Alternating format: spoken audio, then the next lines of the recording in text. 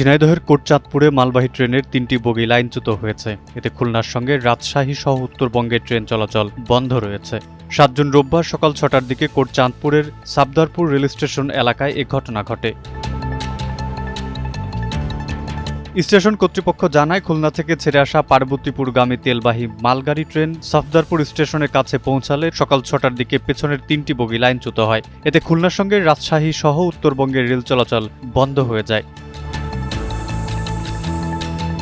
ইতোমধ্যে খুলনা থেকে উদ্ধারকারী ট্রেনও রওনা হয়েছে। পৌঁছালে দ্রুত সময়ের মধ্যে ট্রেন চলাচল স্বাভাবিক হবে বলেও স্টেশন কর্তৃপক্ষ জানিয়েছে।